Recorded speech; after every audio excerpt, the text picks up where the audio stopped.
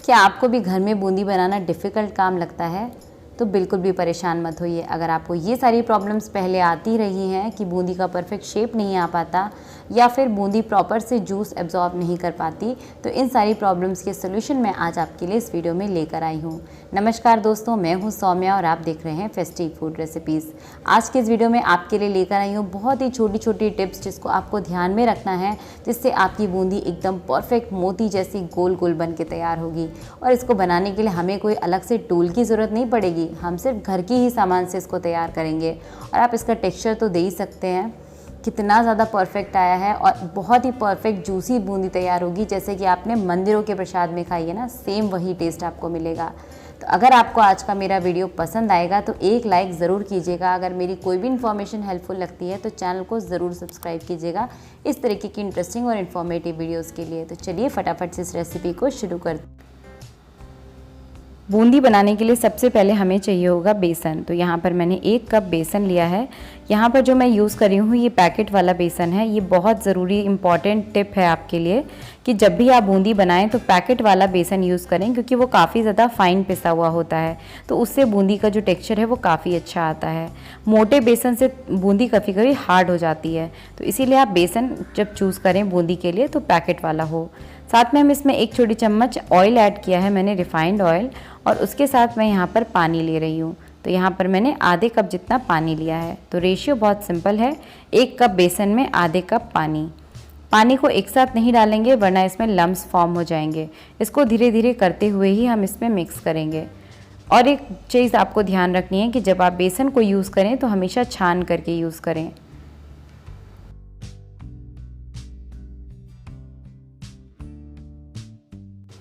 अब मैंने यहाँ पर पूरा आधे कप जितना पानी ऐड कर दिया और आप देख सकते हैं इसका टेक्सचर कितना स्मूथ हो गया है। इसमें कोई भी लम्प्स नहीं है, यानी हमारा बैटर बिल्कुल अच्छी तरह से बन चुका है। अब हम इसे कवर करके 5 मिनट के लिए रेस्ट देंगे ताकि जो बेसन है हमारा वो अच्छे से फॉर्म हो जाए। तब तक हम तैयारी कर लेते हैं हमारे शुगर सिरप की, यानी चाशनी बनाने की। तो यहाँ पर मैंने एक कढ़ाई ली है जिसमें मैं ऐड कर रही हूँ 2 कप चीनी। जी हाँ, हम यहाँ पर 2 कप चीनी ऐड करेंगे। 2 कप चीनी के साथ हम यहाँ पर इसमें ऐड करेंगे 1 कप प्लस 1/4 कप जितना पानी। पानी की रेशियो हमें चीनी के हिसाब से ही लेना है। तो यहाँ पर ये डालने के बाद हम इसे बॉईल करने के लिए रख देंगे। जब आप बूंदी के लिए चाशनी बनाते हैं तो चाशनी थोड़ी क्वांटिटी में ज़्यादा ही बनाई जाए तो ज़्यादा बेटर रहता है, क्योंकि अगर चाशनी कम पड़ जाती है तो उससे आपकी बूंदी इतनी ज़्यादा जूसी नहीं बनती और वो प्रॉपर से शुगर सिरप में अच्छे से डूब जानी चाहिए। इतनी अच्छी क्वांटिटी में आपके पास चाशनी होनी चाहिए। तो यहाँ पर मैं इसमें फ्लेवर के लिए ऐड कर रही हूँ इलायची के बीज, मैंने निकाल कर ऐड किए हैं ताकि इसमें अच्छी सी खुशबू आ जाए। और इस चाशनी को हम हाई फ्लेम पर उबलने के लिए रख देंगे। और यहाँ पर जो मैंने इसमें शुगर यूज़ की थी जिसमें थोड़ी सी गंदगी है, तो यहाँ पर मैं इसको इस तरीके से निकाल दूँगी। और अब ये चाशनी हमारी अच्छे से साफ़ हो चुकी है। और अब हम इसमें ऐड कर देंगे थोड़ा खाने वाला फूड कलर। ये डालना बिल्कुल ऑप्शन है। अगर आप फूड कलर नहीं पसंद करते हैं तो आप यहाँ पर थोड़े से केसर के धागे भी डाल सकते हैं, अच्छा सा केसरी रंग लाने के लिए।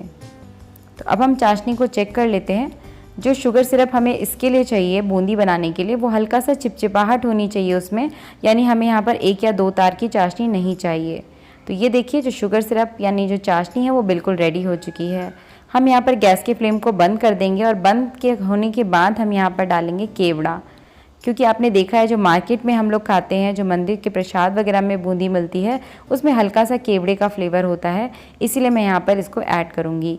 गैस बंद करने के बाद ही आपको केवड़े का एसेंस यहाँ पर ऐड करना है। ये लगभग 2 ड्रॉप्स के बराबर मैंने यहाँ पर डाला है। अगर आप गुलाब का एसेंस भी इस्तेमाल कर सकते हैं, उससे भी बहुत ही बढ़िया खुशबू आती है। तो ये डालनी चीज़ें बिल्कुल ऑप्शनल है। चलिए 5 मिनट के बाद हम अपने बेसन को भी चेक कर लेते हैं। तो ये देखिए बेसन को मैंने चेक किया, ये थोड़ा सा भी थिक लग रहा है मुझे, तो मैं यहाँ पर थोड़ा सा पानी ऐड करूँगी। लेकिन पानी आपको कितना ऐड करना है ये डिपेंड करता है किस क्वालिटी का आप बेसन यूज़ करें। अगर आप खुला बेसन यूज़ कर रहे हैं तो उसमें आप अपने हिसाब से ही पानी डालिएगा, जैसे मैं आपको दिखाती हूँ उसकी क्या पहचान होती है। यहाँ पर मैंने अभी 1 टेबलस्पून पानी डाला है। और अगर आप इसमें पानी की रेशियो ज़्यादा कर देते हैं तो आपकी बूंदी कुछ इस तरीके की बनती है जैसे मैंने आपको स्टार्टिंग में दिखाई थी, यानी जो बैटर है वो एक साइड से फूल जाएगा और थोड़ा सा नीचे से चपटा सा शेप रहता है, यानी बूंदी का परफेक्ट शेप नहीं रहता। तो यहाँ पर देखिए ये जो आप देख रहे हैं चम्मच से मैं अगर इसे गिरा रही हूँ इसको, तो ये एक साथ एकदम से नहीं गिर रहा है, इस तरीके से तार जैसा बन रहा है इसका। तो यही परफेक्ट कंसिस्टेंसी है, इतना ही थिक इसका बैटर होना चाहिए। अब इस बैटर में मैं ऐड कर दूंगी 1 चुटकी बराबर बेकिंग सोडा। बेकिंग सोडा यानी खाने वाला मीठा सोडा। सोडा आपको यहाँ पर ज़्यादा नहीं डालना है, बहुत थोड़ा सा ही डालना है। सोडा डालने से क्या होगा कि आपकी बूंदी बहुत अच्छी तरह से फूलेगी। फूलने के कारण उसके अंदर थोड़ा सा गैप बनेगा, जिसके कारण जब आप उसे सोक करेंगे शुगर सिरप के साथ में तो वो चाशनी को प्रॉपर अच्छी तरह से एब्जॉर्ब कर पाएगी। यहाँ पर मैंने थोड़ा सा फूड कलर ऐड किया है, येलो फूड कलर। ये डालना बिल्कुल ऑप्शनल है, अगर आप कलर खाना नहीं पसंद करते तो आप इसे टोटली अवॉइड कर सकते हैं। तो यहाँ पर मैंने इस बैटर को 2 पार्ट्स में डिवाइड किया है, क्योंकि मैं यहाँ पर 2 कलर की बूंदी बना रही हूँ, एक ऑरेंज और एक येलो। तो यहाँ पर जो दूसरा वाला पोर्शन है मैंने इसमें थोड़ा सा ऑरेंज फूड कलर ऐड किया। इसे मैं मिक्स कर दूंगी और आप देख सकते हैं बढ़िया सा ऑरेंज कलर भी आ चुका है। तो ये दोनों बैटर हमारे रेडी हैं, बस फटाफट से हमें इन्हें फ्राई करना है। अब बारी आती है कि आपको इसे बनाना कैसे है। अगर आपके पास झारा है, जो हलवाई वगैरह यूज़ करते हैं, तो फिर तो कोई टेंशन ही नहीं है, आप उससे बना सकते हैं बूंदी। लेकिन अगर आपके पास नहीं है तो आप इन सारे टूल्स का यूज़ कर सकते हैं, जो सबके किचन में बहुत आसानी से मिल जाते हैं। ये देखिए, इस तरीके का कद्दूकस होता है किसी के घर में, किसी के पास इस तरीके का होता है। हर तरह से आप बना सकते हैं, कोई टेंशन की बात नहीं। मैं आपको सारे स्टेप बाय स्टेप आपको बताती जाऊँगी कि आपको कैसे करना है। चलिए, मैंने यहाँ पर ऑयल को गर्म होने के लिए रख दिया था। मैंने यहाँ पर इसको देसी घी में फ्राई किया है। आप इसके लिए रिफाइंड ऑयल या फिर वनस्पति घी, जो भी आप खाने वाला घी पसंद करते हो वो आप यूज़ कर सकते हैं। बस आपको इसके लिए सरसों का तेल यूज़ नहीं करना है। अब देखिए, जो गैस का फ्लेम है वो अच्छी तरह से गर्म हो चुका है। मैंने इसमें एक बूंदी डाली है, वो अच्छी तरह से तुरंत उठकर ऊपर आ गई है। इसका मतलब बिल्कुल परफेक्ट टेम्परेचर है। अब यहाँ पर इस तरीके का जो सबके घर में होती है स्पैचुला, इसको हम यहाँ पर इस तरीके से लेंगे, झरनी जिसे बोलते हैं। इसको यहाँ पर इस तरीके से रखेंगे और एक हाइट पे इसको होल्ड करके रखेंगे। हमें इसे हिलाना नहीं है बिल्कुल भी, बस इसके ऊपर बैटर को डाल देंगे जो हमने मिक्स बना के रखा है बेसन वाला। और इसको डालने के बाद बस आप इसे बूंदी को अपने आप से गिरने दीजिए। इसे आपको बिल्कुल भी टैप नहीं करना है, कुछ नहीं करना है। बूंदी अपने आप से जितनी नीचे जाएगी बस उतना ही, ना आपको इसे ऊपर स्पून से चलाना है। अगर आप स्पून से चलाते हैं तो बूंदी का शेप ख़राब हो जाता है। तो आपको बिल्कुल इस तरीके से पकड़ के रखना है, बस जब तक कि इसमें से बूंदी गिर रही है। जैसे ही बूंदी गिरना बंद हो जाती है, आप इसे निकाल करके वापस से उसी बोल में रख दें। और इस जो हमने स्पैचुला से जिससे बनाई है उसको आपको अच्छी तरह से क्लीन कर लेना है। ये देखिए, जो बूंदी है कितनी बढ़िया से फ्राई हो रही है। हम इसे लो टू मीडियम फ्लेम पर फ्राई करेंगे इस तरीके का गोल्डन कलर आने तक। और ये बूंदी अच्छे से रेडी हो गई, इसको मैं एक प्लेट पर निकाल लेती हूँ। और अब जो दूसरी बार इसको यूज़ करेंगे तो आप देख सकते हैं मैंने इस पूरे स्पैचुला को अच्छी तरह से क्लीन कर लिया है। आप चाहें तो इसे दोबारा से धुल करके और एक साफ़ कपड़े से पोंछ करके उसके बाद यूज़ करें। ये बिल्कुल ड्राई होना चाहिए, गीला नहीं होना चाहिए। उसके बाद आप इस पर दोबारा से इस बैटर को डाल करके बूंदी बना सकते हैं। तो देखा आपने कितना इजी है। बस सिर्फ इस बात का ध्यान रखना है कि बूंदी का शेप ख़राब नहीं होगा अगर आप हर बार उस झारे को क्लीन करने के बाद उसके ऊपर बैटर डालेंगे। तो ये देखिए कितनी बढ़िया बूंदी बन के रेडी हुई है। अब मैं आपको दिखाती हूँ, अगर आपके पास इस तरीके का कद्दूकस है तो वो भी आप इससे बूंदी बना सकते हैं बहुत ही आसानी से। इसी तरीके से आपको होल्ड करके रखना है। मैंने जो ग्रेटर है यानी जो कद्दूकस है उसके उल्टे साइड का यूज़ किया है। सीधे से डालेंगे तो बैटर आसानी से गिर जाएगा। इसको उल्टा कर लीजिए और उल्टी साइड से आप इस बैटर को धीरे धीरे करके डालिए। देखिए कितनी बढ़िया बूंदी बन रही है। कोई कह सकता है हमने इसको कद्दूकस से बनाया है, वो भी इतने छोटे से कद्दूकस से टाइम थोड़ा सा लगता है, लेकिन आपको बूंदी का रिजल्ट बिल्कुल परफेक्ट ही मिलेगा। इसको भी लो फ्लेम पर फ्राई करके हम निकाल लेंगे। और अगर आपके पास इस तरीके का कद्दूकस है तो आप इसकी भी बैक साइड का यूज़ करें और इसमें इस तरीके से बैटर को डालते हुए इसे भी वैसे ही होल्ड करके रखना है। और अगर आप कद्दूकस से बना रहे हैं तो उसको भी दोबारा से क्लीन करने के बाद ही आपको दोबारा से बैटर डालना है। तो बस ये है छोटी सी टिप जो आपको ध्यान रखनी है। हर बार आपकी बूंदी का शेप बिल्कुल इसी तरीके का बिल्कुल मोती जैसा परफेक्ट आएगा। और अगर आपके पास ऐसा वाला कद्दूकस है तो इससे भी मैं आपको बना के दिखा रही हूँ। इससे भी मैंने उल्टा कर लिया। उल्टा करने के बाद इसके ऊपर बैटर को डाल दिया और अपने आप से बूंदी को गिरने देंगे। कोई स्पून वगैरह कुछ नहीं चलाना है। और देखिए कितनी बढ़िया बूंदी बन के तैयार हुई है।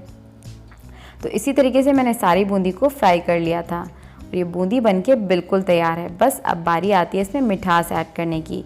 तो मिठास ऐड करने के लिए हमने शुगर सिरप को पहले से रेडी करके रखा है, लेकिन जब आप शुगर सिरप में इसको डिप करेंगे तो शुगर सिरप को आपको अच्छी तरह से गर्म कर लेना है। गर्म शुगर सिरप में आप इस बूंदी को डाल दीजिए। गर्मा गर्म सिरप को बहुत अच्छी तरह से बूंदी एब्जॉर्ब कर लेती है। बस इस टिप का आपको ध्यान रखना है कि शुगर सिरप हमेशा गर्म होना चाहिए। ठंडे में नहीं डालेंगे वरना ये जूस एब्जॉर्ब नहीं करेंगी। और आपको इसे एक बार अच्छी तरह से चला देना है। सारी बूंदी को अच्छी तरह से चला देंगे और उसके बाद हम इसे ढक करके छोड़ देंगे लगभग आधे घंटे के लिए। आप चाहें तो इसे 1 घंटे के लिए छोड़ दें, बहुत ही बढ़िया से जूस को एब्जॉर्ब कर लेती हैं। और ये गर्मा गर्म सिरप इसके अंदर अच्छी तरह से एब्जॉर्ब हो जाएगा। और देखिए 1 घंटे के बाद मैं इसको ओपन करके दिखा रही हूँ, बहुत ही बढ़िया जूसी बूंदी बनके रेडी हुई है। जूस एब्जॉर्ब करने के बाद अगर मैं आपको बताऊँ तो टोटल लगभग ये 600 ग्राम से भी ऊपर के करीब बूंदी रेडी होती है 1 कप बेसन में। तो आप सोच सकते हैं कितना ज़्यादा चीप पड़ता है, घर में बनाते हैं। पहली बात तो हाइजीनिक कितना होता है जब आप घर में चीज़ तैयार करते हैं, और घर में बनाई हुई ताज़ी चीज़ का तो टेस्ट ही अनोखा होता है। आप सभी जानते हैं जब घर में चीज़ बनती है तो उसका एक अलग ही स्वाद होता है और बहुत ही ज़्यादा एक्साइटमेंट होता है। जब मैं बनाती हूँ तो बच्चों को बहुत पसंद आती है।